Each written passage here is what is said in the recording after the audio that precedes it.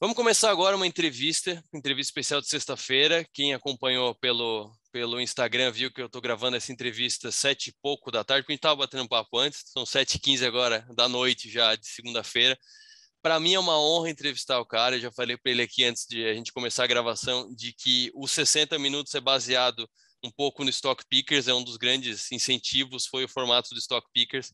Eu vou conversar com o cofundador e co-apresentador do Stock Pickers, o principal, o melhor podcast de investimentos e finanças da América Latina, inclusive ganhador de prêmios nessa linha. Jornalista, meu colega de profissão, Renato Santiago, muito boa tarde, uma honra conversar contigo. Tudo bem, Arthur? Uma honra, a honra é toda minha estar aqui conversando com vocês, falar pouco de Criciúma aí.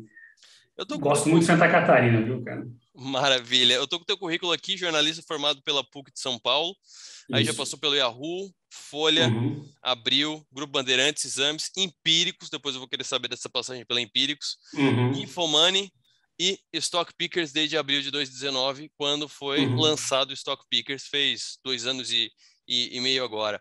Mas Isso. eu vou parafrasear você mesmo. Quem é Renato Santiago em 30 segundos na Faria Lima e fora da Faria Lima? Cara, em 30 segundos acho que eu nem preciso de tudo isso, né? É isso aí tudo que você falou. Eu sou um jornalista, eu sou produtor de conteúdo, é isso que eu gosto de fazer, é isso que eu acho legal. Eu acabei no jornalismo econômico por contingências da vida. Eu acho que você fez jornalismo também, né? E eu achava isso, né? O pessoal entra no jornalismo econômico sem querer, porque na faculdade metade quer ser jornalista esportivo, metade quer fazer jornalismo cultural. E quando você começa a trabalhar, você vê que as vagas legais, os empregos não estão na área econômica, né? Então, você acaba indo para lá. A realidade é outra. Então, é assim que eu acabei lá, mas é isso aí. Na Faria Lima, eu sou o apresentador do Stock Pickers. É isso aí. E tu já tinha esse interesse, tu já acompanhava, tu era um jornalista que meio que fugia à regra das humanas e gostava de conta, gostava de número, ou foi contingência 100% mesmo quando tu viu tu estava ali na economia? Não, na verdade eu sempre fui bem de humanas, assim, né? E a minha carreira, todos esses lugares que você falou aí antes, na Folha, na Band e Ah, eu trabalhei com outro tipo de conteúdo. Eu trabalhava com o que a gente... aqui em São Paulo a gente chama de cidades, de Uhum. cotidiano, não sei como é que se fala. E que, pô, é o cara que cobre buraco na rua. E aqui em São Paulo, quando eu trabalhei na Folha, uma parte desse tempo que eu trabalhei na Folha foi no Agora São Paulo, que é um jornal do jornal de banca que se chamava, né? Que é menos assinatura e mais venda em banca, que é um jornal popular, né? E, na verdade, lá eu trabalhava muito cobrindo jornalismo policial mesmo, sabe? Desgraça. E, bom, eu passei alguns anos fazendo isso, puta, uma hora fica meio baixo astral, assim, sabe? Eu comecei a procurar outras coisas, eu achei, em primeiro lugar, eu comecei a cobrir educação, matéria de vestibular, essas coisas. Depois eu comecei a enveredar para o lado da economia. Muito mais porque é um assunto que eu comecei a achar legal, né? Essa questão que a gente fala aí do nosso meio, né? De que no jornalismo econômico estão as melhores oportunidades, os melhores salários, é onde tem futuro, né? Onde a gente fala mais ou menos assim. Mas foi mais pelo assunto, né? Mais pelo tema. Eu comecei a me interessar por isso e eu caí na Exame. E de lá, pô, Infomoney e tal, e aí eu tô aí até hoje. E onde é que deu a virada? Porque eu estava acompanhando aqui, Folha, Abril era repórter de educação e carreira que citou agora. A Folha era o que a gente chama Uhum. de geral também e cotidiano. No 48, que é o portal irmão da rádio, aqui a Uhum. gente chama de cotidiano essa questão mais do dia a dia, buraco Uhum. de rua, trânsito e tal. Isso. E aí, no Grupo Bandeirantes também era esse tipo de reportagem e Na homepage. Bandeirantes eu era editor do site, né? Teve um site ali que era um portalzão e Aham. eu era editor do site. Eu era editor da primeira página, depois eu era editor de cidades também. Só que ali era um conteúdo. A gente não produzia muita coisa original, né? A gente usava mais um pouco o conteúdo que a TV já produzia, né? Então era mais uma formatação assim. E dali eu fui para a Exame. Na Exame eu também era editor de redes sociais e de homepage. Daí, o que era legal disso, né? É que esse trabalho, quando você tem um trabalho desse, você pega tudo na mão. Todo o conteúdo, de alguma maneira, passava pela minha mão, né? O meu trabalho no dia a dia mesmo era mais distribuir, mais mandar, era fazer aquele julgamento do que é importante e o que não é, o que vai para cima, o que vai para baixo, porque no fim a audiência do veículo dependia de mim, né? Mas aí você começa a ler muito, você começa a ler muito sobre negócio, ler muito sobre ação, você começa a ler muito, daí que eu comecei a, a me aprofundar um pouco mais. O meu cargo na Exame era bastante generalista, na verdade, né? Porque quem produzia o conteúdo mesmo eram outras pessoas, eu era o cara que pô, passava isso para frente, que botava na primeira página, que jogava nas redes sociais e fazia os textos que iam atrair as pessoas. Eu era muito mais o cara que montava a vitrine do que a pessoa que fazia o produto. E E foi aí, aí que foi o econômico, né? Lá na Exame eu fiz um... Aqui em São Paulo a bolsa, na verdade é para todo o Brasil, né? Mas a bolsa tem um MBA que eles fazem só para jornalista. E aí eu falei, pô, eu quero me aprofundar nisso aí e fui fazer. Daí eu passei, virei bolsista da bolsa e foi lá que eu conheci o Salomão e aí comecei a me aprofundar mais em coisas de mercado financeiro mesmo, de economia. o Salomão, só para o pessoal entender a dinâmica, o Salomão é um cara de mercado, né? Ele é analista? Cara, ele é mais ou menos de mercado, viu? Porque ele é formado em administração, mas a carreira inteira dele foi no Infomoney. Ele ficou bastante tempo no Infomoney, depois ele virou analista, ele saiu do Infomoney e virou analista na Rico, mas aí voltou para o conteúdo. Então, de ofício, ele é bastante. Não sei se ele tem vergonha ou se ele, pro bem ou pro mal, mas ele não gosta de falar que é jornalista, mas ele é de fato, né? A gente Sim. sabe como é que isso funciona, né? Nossa profissão, o que você faz é muito mais relevante do que o que você fez na faculdade. Sim, o teu trabalho é muito mais relevante do que a tua formação. Eu quero saber dessa Exato. passagem da Empíricos, até porque eu vi a live que vocês fizeram com o Felipe semana Uhum. passada, e aí houve um namoro entre Empíricos e Stock Pickers no começo. Como é que funcionou isso? Que eu não Não, sabia, por exemplo, que eles saíram da Infomania, eu não sabia desse não, são histórico. duas coisas totalmente separadas. Eu tive uma passagem para Empíricos que, na verdade, era numa iniciativa que eles tiveram ali de fazer de um portal de jornalismo econômico mesmo, né? Chamava o Financista.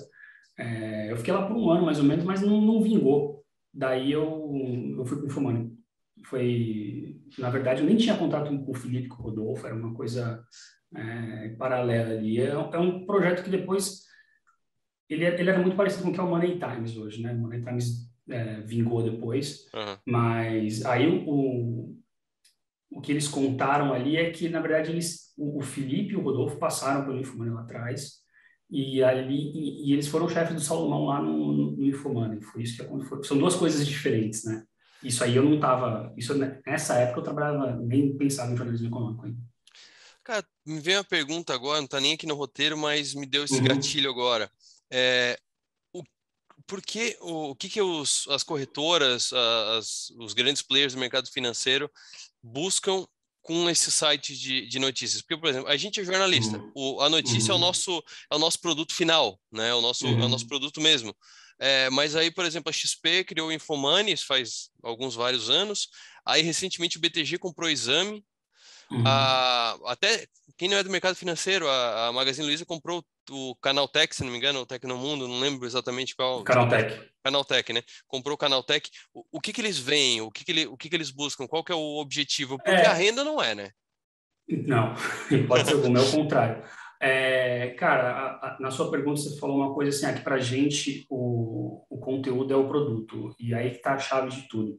É, desde que a internet começou a mudar tudo, né, no mundo do conteúdo, não existe mais barreira de entrada, né? Então, pô, para eu produzir um conteúdo e levar até alguém, eu precisava ter ou uma antena de televisão ligada no satélite, no caso de uma televisão, ou uma concessão, no caso de uma rádio, ou eu precisava ter uma puta gráfica e um monte de caminhão para distribuir minhas revistas, meus jornais. A internet mudou tudo isso, a barreira de entrada ficou muito mais baixa e hoje qualquer um pode produzir conteúdo, as pessoas não precisam mais pagar para se informar.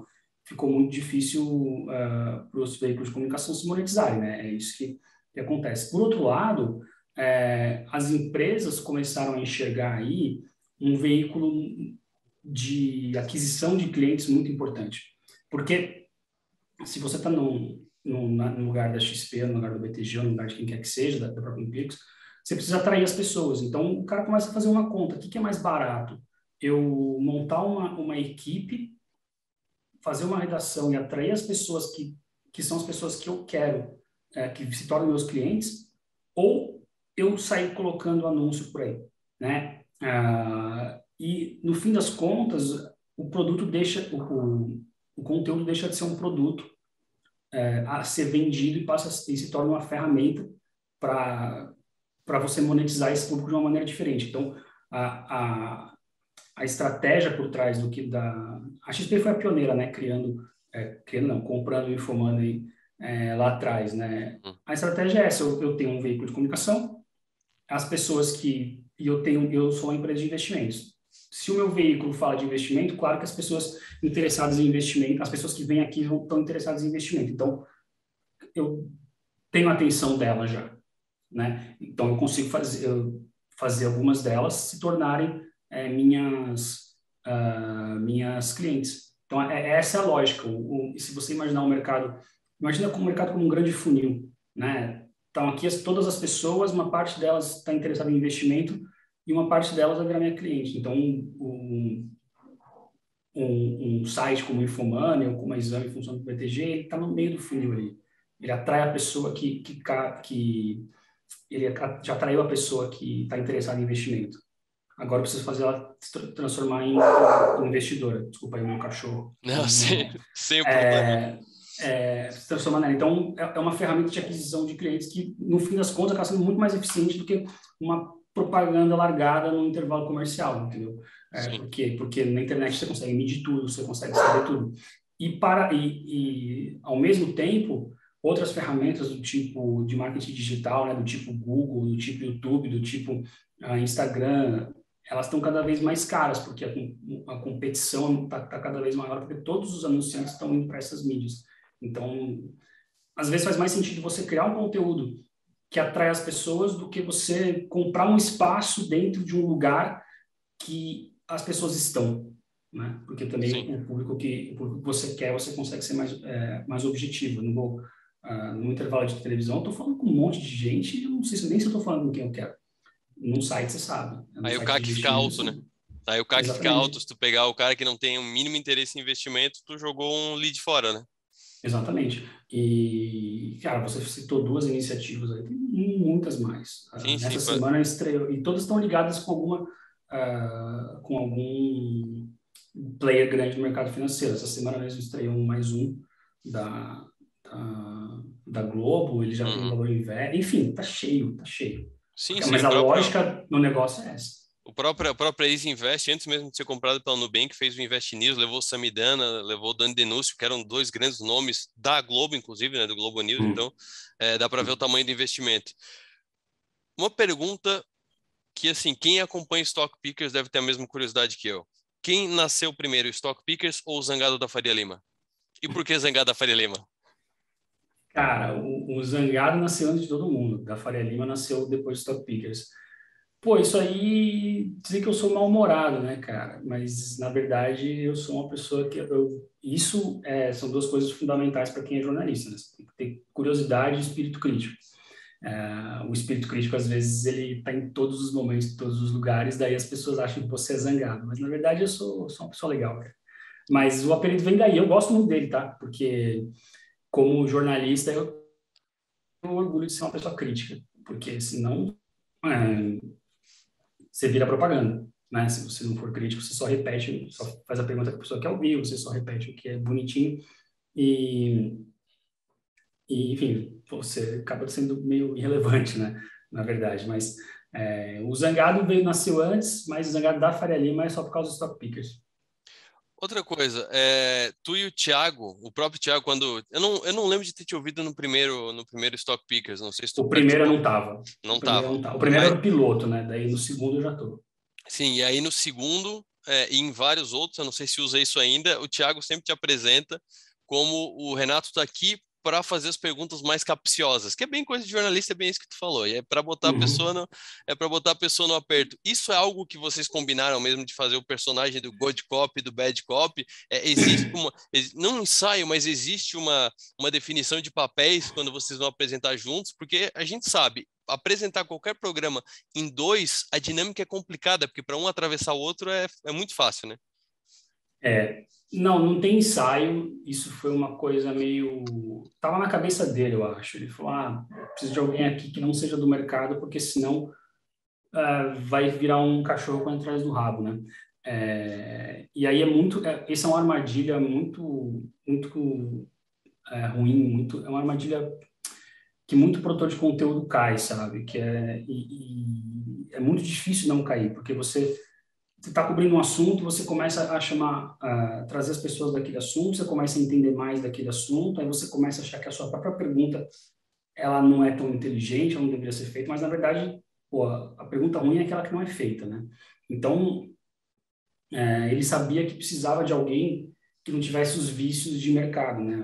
Uma pessoa que enxergasse o mercado da maneira que como as pessoas que estão ouvindo enxergam o mercado, como um outsider, mas não no mau sentido, um outsider no sentido de, cara, eu não sou uma pessoa que vive disso, né? Uma pessoa que trabalha com isso. E uma coisa que o Salomão não é, porque ele é jornalista de investimento, ele já cobriu isso há muito tempo, e uma coisa que os caras não são. Então vem o cara e fala, pô, não sei o que não sei quantos bips eles falam, porque não sei o que vai cair em dominância fiscal, pô, ninguém sabe o que é isso, sabe? E vai ficar chato se não explicar. Então eu tô lá para fazer as perguntas que as pessoas não iniciadas querem saber a resposta, e também para fazer umas perguntas desse espírito crítico aí que eu citei para você, né? Esse lado mais educativo é um pouco da minha cadeira, mas o lado de ser crítico é um pouco do meu papel. Um pouco da minha personalidade. Mas, assim, na verdade, eu não tô lá, eu não me sinto lá para encurralar ninguém. Mas é até uma oportunidade que a pessoa tem de, pô, explica isso aí direito, né? Não dá para entender isso aí. Que nem você citou no último episódio aí do da Felipe Implix, eu Miranda. perguntei para eles, pô, vocês passaram uma década aí falando de conflito de interesses entre produtor de conteúdo, entre researches e preço do mercado financeiro para o investidor, e agora o BTG compra vocês. Como é que você explica isso aí? Eu não estou lá para desmascarar ninguém, mas eu quero uma resposta, sabe? Então, o papel é um pouco esse. Capciosa é no sentido de... É uma pergunta que talvez o cara... E sabe o que é legal, que eu percebo, cara? As pessoas querem responder. Porque esse pessoal da Faria Lima e esses gestores de fundo, eles passaram décadas ali, pô, lá em cima, né, numa torre de marfim, sem ter contato com as pessoas. E agora o mercado mudou muito, as pessoas físicas estão indo atrás de investimento mais sofisticados, e eles precisam aparecer. Só que eles também não querem ir num lugar para ser chapa branca, entendeu? Eles não querem ir num lugar para parecer que eles compraram um espaço ali. Isso pega mal para eles. Então, paradoxalmente, uma pergunta difícil acaba sendo melhor para ele que tenha, sabe? E eu acho que eles sabem disso. E é isso que faz a dinâmica ficar legal. E tu já teve alguma situação em que, mesmo sem intenção, como tu mesmo falou, não tem intenção, mas que tu fez uma pergunta e a pessoa ficou sem jeito, ficou desconfortável? Tu já pensou em algum momento, tipo, putz, acho que peguei muito pesado, alguma coisa assim, em algum dos mais de 100, né? São mais de 100 episódios do Stock Pickers, né? Uhum. Cara, lá no começo, ah, eu, eu, isso também é uma parte, uma ignorância minha, assim, né? Eu ficava insistindo muito para as pessoas falarem, não, desce do muro aí, Aham. fala quando que você acha que a bolsa vai chegar em 200 mil. E às vezes não é uma pergunta que tem resposta, né? Tem uma vez que eu fiz isso pro Florian, que é um gestor da Constellation, sim. Eu acho que ele não gostou, mas ele me deu uma resposta melhor que a minha pergunta. E até a Camila, que era a pessoa que fazia a edição do podcast, ela botou um monte de áudio de pancadaria, assim, né? Mas não pegou mal, né? Mas são perguntas que eu não faço mais porque não faz o menor sentido também. Mas você ali gravando parece que você está sendo o cara super crítico e tal, mas na verdade é uma pergunta inútil. E sobre o Stock Pickers, o começo do Stock Pickers, quem foi que teve a ideia? Foi tu, foi o Salomão, foram os dois? Foi a Infomoney? Foi algo encomendado ou era um projeto paralelo? Foi, foi algo encomendado em um projeto paralelo. A gente está dentro de um contexto que é importante a gente perceber, né, quando a gente é o Stock Pickers, né? Podcast parece novidade, mas desde que o iPod foi inventado, existe podcast, né? Então, tem muito tempo já que tem podcast, tem uns caras muito heróis que estão aí fazendo vai mais de 10 anos já, quer dizer, faz muitos anos já, não sei se faz mais Uhum. de 10. Mas, enfim, olha, em 2019, não sei se é porque as pessoas começaram a...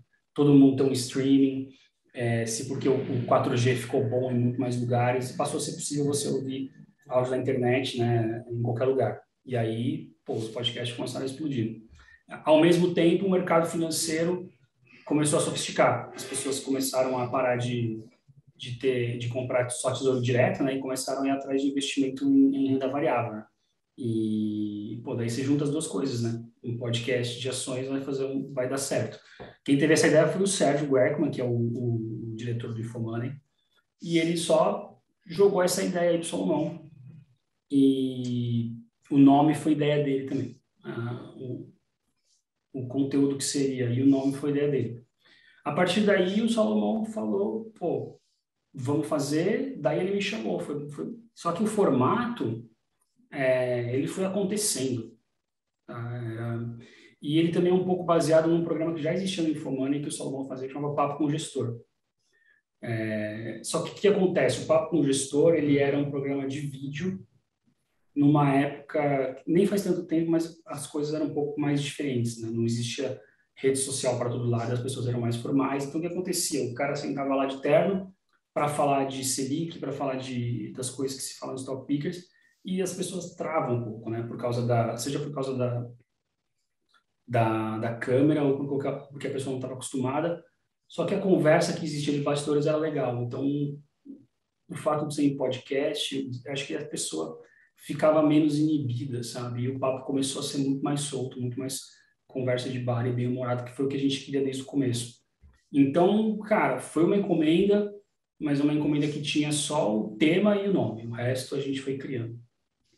E como é que tu vê esse mercado agora de podcast? Porque eu tava brincando com um amigo meu esses dias, se tu chutar uma lata na rua, vai cair de dentro da lata um podcast, né, cara? Porque é fácil e tal, e Uhum. muitos deram certo, então tá surgindo um atrás do outro. Como é que tu vê isso? Tu vê que eles vão se sustentar, que é algo de moda, depois vai acabar afunilando? O que a gente pode esperar do futuro dos podcasts? Cara, a mídia podcast, eu acho que ela é definitiva, né? Ela tá por causa. Só que eu acho que o mercado hoje, as coisas, elas estão mais ou menos no momento que o YouTube estava, sei lá, 5, 10 anos atrás, sabe? Qualquer um criava um canal, se o seu conteúdo tivesse alguma adesão, você já conseguia um público deslanchado. Eu acho que isso não é mais, não sou youtuber, né, mas eu acho que isso não é mais realidade no YouTube. A gente tem o nosso podcast no YouTube, né, a gente grava e transmite por lá, mas a gente não é youtubers, por assim dizer. Então, não é uma coisa que é tão fácil de conseguir mais. O podcast ele ainda acho que talvez não esteja mais, porque não está tão fácil crescer mais, não é qualquer um que cola. Ah, mas, cara, o futuro vai ser de consolidação, como é com tudo, né? Da mesma maneira que apareceu um monte de canal no YouTube, alguns ficaram pelo caminho, quem se consolidou, se consolidou. O podcast vai viver isso. Eu acho que é uma dinâmica muito parecida. Ela é menos dependente de algoritmos e de questões de relevância, como é no YouTube, mas a gente está vivendo um momento que ainda tem muito mato, Uhum. tem muito espaço vazio para ser ocupado. Já não é mais como era há 2 anos. Eu acho que a gente teve uma questão aí, em termos de público e de audiência, que quando começou a pandemia, o público do podcast ele tem 3 pilares. É o pilar do cara lavando a louça, a pessoa correndo e a pessoa se deslocando. Eu não sei como é que é o trânsito aí em Criciúma, mas aqui em São Paulo é normal trajetos de 1 hora, sabe? Para ir Cara, e eu para sou, voltar. eu sou Então, os três, mas Criciúma é pequeno, então eu ando muito a pé. Aí eu ponho o fonezinho ali, celular e vou ouvindo. Mas eu sou os três, é lavando a louça, é correndo isso. e andando. Então, só que aí com a pandemia, o que aconteceu? O cara que não vai mais para academia. E o Tá. cara não se desloca mais para o trabalho. Então sobrou a pessoa lavando a louça só. E, ao mesmo tempo, veio uma pandemia de lives, né, também, a gente teve uma pandemia de lives, e começou a haver uma concorrência. Agora, com as coisas voltando ao normal, os números não estão voltando ao normal do jeito que eram antes, né? Então, para você ter a mesma... Por quê? Porque mais gente chegou, né? Paradoxalmente, enquanto estava dando menos audiência, porque as pessoas estavam ouvindo enquanto lavavam louça, mais gente começou a fazer. Então, mas ainda assim, eu acho que existem espaços para ser ocupados aí. E o que está dando uma, uma outra cara para esse mercado é o YouTube, né? Dá o mesmo trabalho você gravar um podcast só em áudio e você ligar uma câmera na frente, sabe? As pessoas aderem. Então, pô, dá para fazer em duas coisas, né? Dá para fazer em dois lugares. E como o YouTube remunera o produtor de conteúdo de uma maneira objetiva, acaba fazendo sentido. Então, tem muito podcast nascendo no YouTube, né? Sim. Mas, enfim, isso é uma realidade apenas. Para continuar nessa linha de plataformas, vocês já foram sondados por alguma TV, alguma rádio, algum veículo mais tradicional, seja para reproduzir, seja para adquirir mesmo, para vocês fazerem num formato para TV, para rádio? Cara, a gente é muito nichado, né? Você, como jornalista, você sabe que, assim, o jornalismo é dividido, tem lá o cara de geral, tem o esporte e tem economia. O Stock Pickers não dá para dizer nem que é economia, sabe? O Stock Pickers é mercado financeiro. Mesmo assim, não é mercado financeiro, é mercado de ações, mais para ser mais específico. A gente fala das outras coisas também, mas nosso foco é principalmente ações. Então, a gente está dentro de um nicho, que está dentro de um nicho, que está dentro de uma seção, sabe? Então, putz, não faz o menor sentido a gente estar na televisão. Eu não me convidaria porque é muito nichado, a não ser que a gente estivesse pensando em expandir. Mas, cara, eu não sei se alguém já falou só ou não, tá? Comigo, ninguém me convidou, mas também acho que não faz sentido pra gente, sabe? Porque a dinâmica de rádio, de televisão, essa dinâmica do anúncio, essa dinâmica do... e a gente não vê isso como uma alternativa de monetização que vai pagar nossas contas, sabe? É meio complicado. Até porque a gente tem como parceiro a XP, né? Não pode vir aqui o BTG e falar, vou anunciar nos Top Pickers. Não vai rolar, né? Eles não seriam nem loucos de querer tentar. Renato, ainda sobre influenciadores, podcasts e tal, tem mas muita informação. Informação boa e informação ruim. E para quem está começando é difícil de distinguir uma da outra. Como é que tu, sendo um comunicador dos mais ouvidos, sendo parte de um dos principais veículos, principalmente, como tu mesmo falou, na renda variável de ações, por isso o Stock Picker, como é que tu vê essa massa de informação influenciando os investidores na bolsa? Tu acha que pode, em algum momento, estar atrapalhando as pessoas, induzindo as pessoas a algum erro ou alguns efeitos manada mais nocivos? Cara, a quantidade de informações, ela realmente é ruim, ela a confunde, e tudo isso que você falou, eu acho que é fato mesmo, né? Informação demais, a maioria é ruído, né? E a gente, às vezes, pode se perder com o ruído, mas... cara, você está falando do seu dinheiro, né? O meu dinheiro, o seu dinheiro, etc. E então, como tudo na vida, quando a gente vai receber qualquer tipo de informação, a gente não pode abrir mão do espírito crítico, sabe? A gente não pode abrir mão de parar e pensar, né? Então, tem um monte de coisa acontecendo por aí, tem um monte de gente oferecendo pirâmide, falando que Bitcoin vai dar 10% ao mês, ou que vai dar 1% ao dia. Não importa de onde vem a informação, você tem que parar e ter um espírito crítico. Pensar assim, não, peraí, mas 1% ao dia? Se você fizer uma conta, você chega no PIB global em questão de alguns anos, sabe? Então, não deve ser verdade, né? Então, assim, a arma contra a desinformação, a arma contra piramideiro, a arma contra excesso de informação vai ser sempre o espírito crítico. E isso não vale só para a questão econômica, né? Vale para qualquer coisa, vale para a notícia que você recebe no WhatsApp, vale para a notícia que você recebe no canal do Telegram que você entrou, vale por uma informação que seu amigo te deu.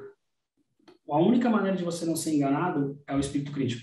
E no caso do dinheiro, isso que é muito paradoxal, porque o dinheiro, pô, a gente vive num sistema capitalista, né? Todo mundo precisa pensar em dinheiro, todo mundo precisa guardar em dinheiro, mas todo mundo gosta de dinheiro. Mas todo mundo tem preguiça de pensar em dinheiro e de lidar com dinheiro não quer pensar nisso. Então, a pessoa não para pensar, peraí, essa informação aqui sobre o meu dinheiro, sobre o que esse investimento, ela está correta? A pessoa não para para fazer uma conta e assim, não adianta. Você tem que gastar o seu tempo pensando um pouco no seu dinheiro e você tem que ter um espírito crítico com qualquer informação que você receba em relação ao seu dinheiro. Então, cara, a quantidade de informação que a gente tem, ela atrapalha, mas ela não é o problema. Porque quando não existia rede social, já existia pirâmide.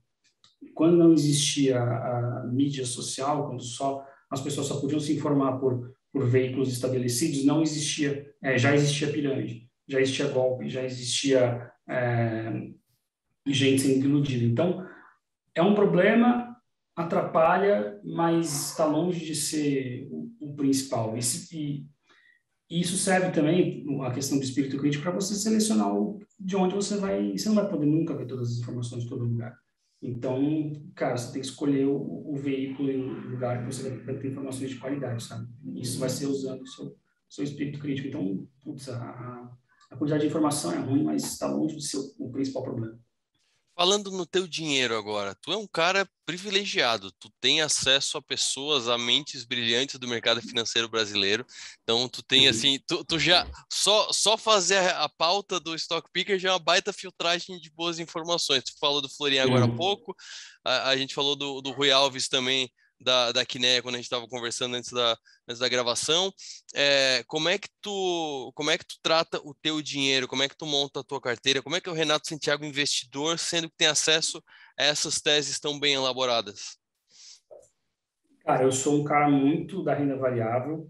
ah, Quer dizer, eu sou um cara, eu gosto de risco, mas não sou uma pessoa responsável, né? Eu sou da renda variável, mas agora que a gente está vendo aí uns NTNB, um tesouro direto pagando 2 dígitos de novo, tá dando uma Coceira. coceira na mão para comprar algumas coisas aí. Mas eu gosto muito mais disso, porque eu gosto de olhar de ouvir história de negócio, ouvir teses das coisas, né? Entender o que está acontecendo ali atrás. Então, assim, eu tenho uma parte relevante em renda variável, é isso que eu busco. É, Sobre o privilégio do acesso, cara, é interessante isso, porque no fim das contas, o privilégio não está tanto nas teses de investimento, não está tanto na no bizu, em saber o que as pessoas estão fazendo. Isso é legal, mas no fim, o gestor, quando vai lá, o cara quando vai, ele está sempre contando uma história que, na melhor das hipóteses, aconteceu faz algumas horas, né? Na maioria dos casos, ele está falando, pô, de histórias que aconteceram ali antes e tal. Então, por outro lado, são pessoas muito inteligentes, que têm uma visão da complexidade do mundo, sabe? Que conseguem entender e enxergar coisas que a maioria das pessoas não conhece. Não tem gestor burro, né? Para parafrasear o Salomão, esses caras não são burros. Então, no fim, acaba sendo muito mais um privilégio para absorver uma inteligência no sentido amplo da palavra do que pegar teses de investimento em primeira mão, sabe? E quando eu digo primeira mão, não estou fazendo, estou falando não estou falando de insider trading, sabe? Estou falando da questão do smart money, né? Uhum. O smart money é o cara que ele começa a pegar a tendência antes, ele é o cara que chega primeiro, é o cara que estudou, né? Quando todo mundo fica sabendo que um negócio é bom, puta, esses caras já chegaram ali faz um tempo, sabe? Então, respondendo sua pergunta de maneira objetiva, eu sou uma pessoa muito da renda variável, eu gosto de saber, principalmente porque eu gosto de entender o negócio ali por trás, muito mais do que a curva de juros, sabe? Que é uma coisa totalmente etérea, mas o acesso a esses caras está muito mais ligado, o privilégio está muito mais ligado a conseguir compreender o mundo do jeito que eles compreendem, sabe? Do que pegar uma tese que está no começo. Qual foi o que tu participou da entrevista, que tu entrevistou no Stock Pickers, que mais te deixou assim abismado? Que ficou, meu Deus, que cabeça privilegiada, meu Deus, que ou até mesmo que cara maluco que ele pensa tão na frente. Qual foi o que mais te impressionou? Bom, peraí, vou ter que parar e pensar agora. Claro, né? Tá, agora tu tá do outro lado.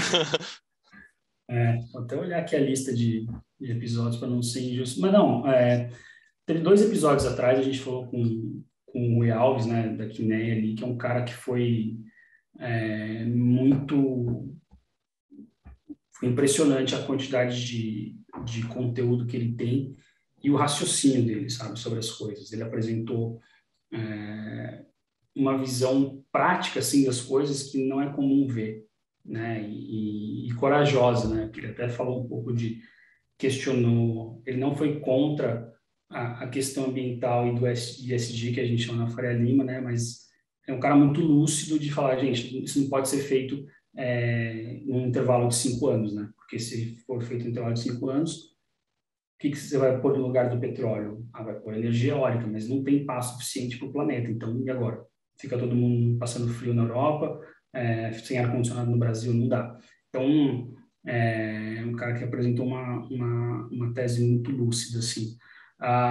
Outros que eu já algumas vezes, assim, teve o Luiz Alves, né, que é um investidor histórico da Bolsa, que assim, é um cara bilionário, que é o cara que descobriu o Magazine Luiza lá atrás ali, mas a simplicidade com que ele aborda o mercado de investimentos e a bolsa foi impressionante para uma pessoa que tem o histórico dele de investimento, né? Dá para citar o Florian também, e aí é um cara que, pô, de uma humildade assim ímpar, sabe? Também um cara que fala muito, eu não sei, preciso saber o que está acontecendo. E no final acho que ele sabe, porque ele acaba aprendendo porque dá certo, né? Pô, tem muitos, cara, muitos mesmo. Mas esses três, assim, de saída, eu lembro que são os caras que falam assim, nossa, isso aí foi fora da caixa. Pelo menos da minha caixa. Deixa eu puxar algumas perguntas que mandaram aqui. Pede pro Renato falar alguma. Ele botou aqui alguma cagada que fez na bolsa, algum trade ruim que tu fez na bolsa que te marcou, assim, ou que tu foi meio sem informação, ou que tu foi meio na manada, alguma coisa assim. Cara, eu não faço trade, né? Porque lá na XP a gente não pode ficar com uma ação por menos de... Era 90 dias, acho que agora é 30.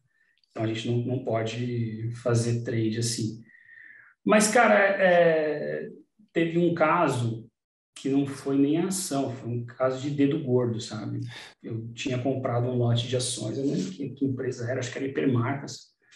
E aí eu fui vender depois do tempo certo, só que aí não funcionou, não apareceu concluído. Aí Uhum. eu fui lá, tentei de novo.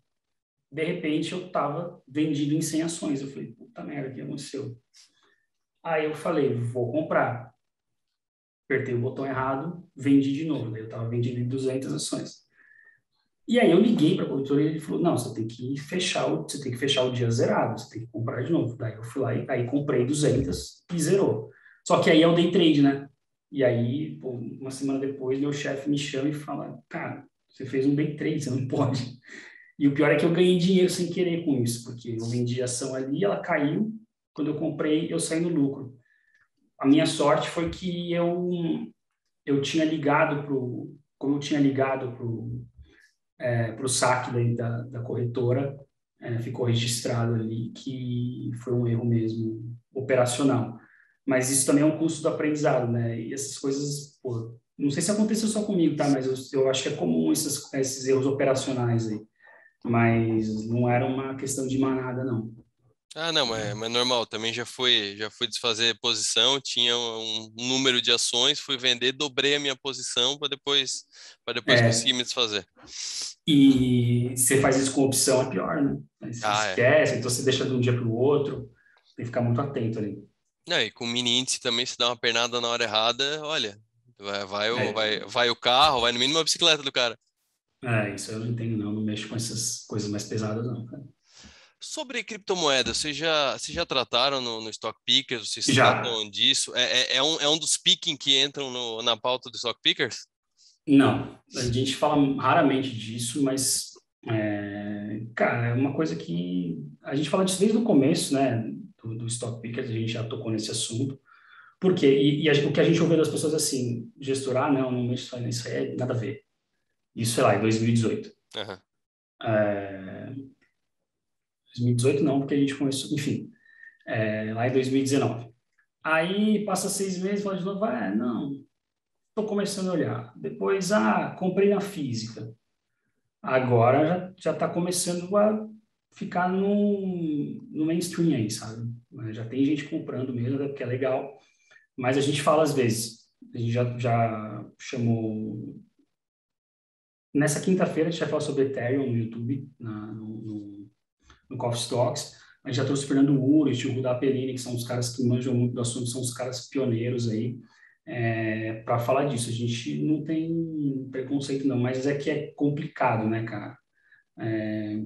Eu, depois de um tempo, comecei a entender como é que funciona o blockchain, por que que o Bitcoin foi revolucionário. Eu acho muito interessante e eu acho que vai dar certo, né? Mas eu só sei isso. Agora, falando do Bitcoin, né, Ethereum, Chainlink, agora essa moeda do cachorrinho, que de repente tá bombando aí, ou então várias outras moedas que não servem para nada, que são enganação, aí também existem, né?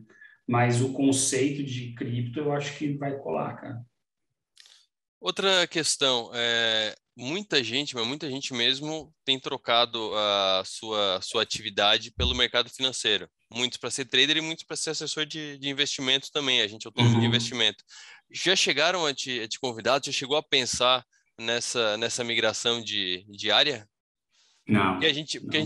a gente vai conhecendo e vai tendo Uhum. conhecimento, às vezes vem a mosquinha e pica, né?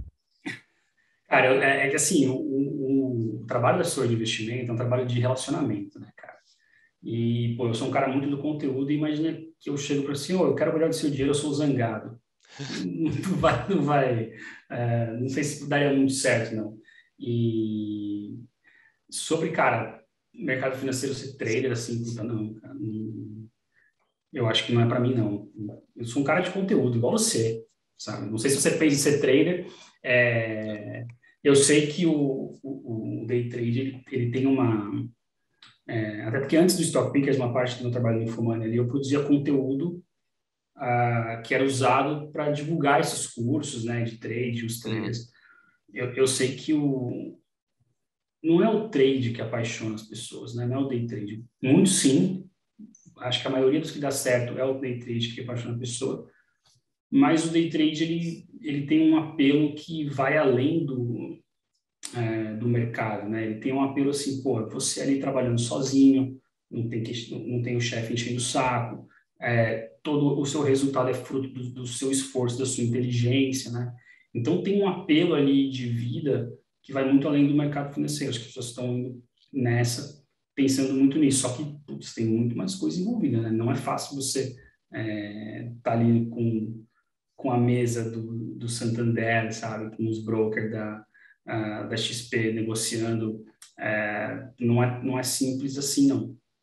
Até você pagar um croissant com o trade que você fez ali na mesa, vai dar muita coisa pode dar errado, sabe? Aí você pode querer de volta seu chefe. Pois é, esse negócio do trader do croissant, tem uns caras assim que são meio até forçado, né? Parece que meio que põe em xeque o bom senso de quem tá assistindo. Já teve alguma pressão popular para que vocês levassem algum desses caras para o Stock Pickers? Porque eu acho que nunca foi, né? Desse tipo de influenciador, né? Cara, vira e mexe a gente abre caixinha de pergunta lá no Instagram ou no Twitter, aparece leva fulano, leva ciclano, mas, cara, a gente não tem nada contra trade, né, day trade, nem nada. A gente abriu no nosso YouTube um programa toda segunda-feira, 8 da manhã, né, no Coffee Talks, vai o Rafael Ribeiro, que é amigo nosso, é trader lá ele trabalha na Clear Corretora, que é do grupo da XP, e ele leva o pessoal ali, eles falam sobre aquelas coisas de análise técnica, que eu não entendo muito, mas o pessoal gosta, muita gente gosta, a gente atrai um público diferente, mas puta, tem os caras sérios, né? Igual criptomoeda, tem as de verdade, tem os caras fazendo pirâmide. Day trade é a mesma coisa, tem os caras que estão realmente ensinando as pessoas a ganhar dinheiro na bolsa. Tem mesmo, e não são, e são vários, mas tem os picareta que só faz um vídeo. Na verdade, o cara é bom de marketing, né? Então, tem pressão sim, mas a gente ignora. Nem é tão grande assim também. Até porque a gente é muito fundamentalista, né, cara? A gente é muito mais análise fundamentalista de ação do que qualquer outra coisa. Para fechar nossa conversa, uma baita conversa, eu queria que tu indicasse um livro que tu tá lendo, um livro que mexeu com a tua cabeça, que te marcou. Cara, eu tô lendo esse aqui, vou tentar botar aqui agora, que ele é um puta best-seller, Psicologia Financeira, do Morgan Housel. Ele tem 19 capítulos, não, 20 capítulos, cara. E ele é muito simples, cada capítulo é um ovo de Colombo, assim, sabe? É uma ideia genial, simples, que você poderia ter tido, mas não teve, sobre finanças. E ele vale muito a pena ler também. Cara, e tem outro aqui, ó. Esse aqui também, esse aqui é em inglês, tá? Que chama Modern Monopolies, Uhum. que ele fala ele explica como é que funciona essas empresas da nova economia aí, né? Tipo Uber, tipo plataformas em geral, né? É muito, muito interessante, porque a gente pensa, o iFood é um entregador de pizza, mulher. Não é. É outro bicho, é uma coisa totalmente diferente. É um livro que também, assim, minha visão da modernidade mudou bastante, né? Ele esclareceu muita coisa, é muito bem escrito. Mas é em inglês, né? Não sei acho que não tem versão em português. Esses dois aí são... Esses dois livros a gente colocou o link aqui embaixo, então se você quer adquirir esses dois livros, o Psicologia Financeira é muito bom, já usei em alguns textos toda sexta, acabei de ler essa semana também, imperdível esse livro, então tanto esse quanto o Modern Monopolies que ele citou aqui agora, você pode conferir o link para você adquirir pela Amazon, o link está aqui embaixo. Excelente. O Psicologia Financeira eu tô lendo também, eu acho que eu já usei nos 3 textos, eu tenho textos semanais no impresso nosso aqui, eu já usei nos 3 capítulos diferentes, nos 3 textos, porque cada um dos 19 capítulos é uma aula, né? Cara, e é interessante como são coisas desculpa, simples. ele foi indicado quantas vezes nos últimos Stock Pickers? Eu já ouvi, acho que umas 4 vezes. Cara, o livro mais indicado da história dos Stock Pickers é o Howard Marks, né? O mais importante do Sim. investidor. Mas esse livro aqui, esse ano, ele foi indicado várias vezes já. No ano, ele é disparado. É que aí as pessoas vão lá, elas não param de indicar o que já foi indicado, porque elas também querem ser originais, né? Então, seria mais ainda. Mas, pô, é um livraço, é muito legal para você captar algumas coisas muito simples que, no entanto, ninguém falou para você. Renato, muito obrigado pela oportunidade, pela conversa, foi um baita papo. Obrigado mesmo e parabéns pela ideia do Stock Pickers. Como eu já falei, vou repetir aqui no fim, falei no começo da conversa, foi um dos inspiradores para os 60 minutos. Cara, eu que agradeço, Arthur. Prazer estar aqui com vocês. Quando eu estiver em Criciúma, eu vou passar aí na rádio, no site de vocês para dar um alô. E, pô, eu fico lisonjeado de ter inspirado uma iniciativa. Eu sou um cara de conteúdo, né? Ver que a gente está inspirando outras iniciativas jornalísticas de conteúdo, sim, é muito gratificante. Obrigado, você e todo mundo aí. Maravilha, se você está acompanhando pela rádio, obrigado pela audiência, você vai ficar agora com o programa do Avesso, porque eu tenho certeza que essa entrevista vai tomar conta do programa inteiro. E se você está acompanhando pelo YouTube, procura no nosso canal que tem outras entrevistas muito legais que eu coloco toda sexta-feira aqui. Então um abraço, até a próxima.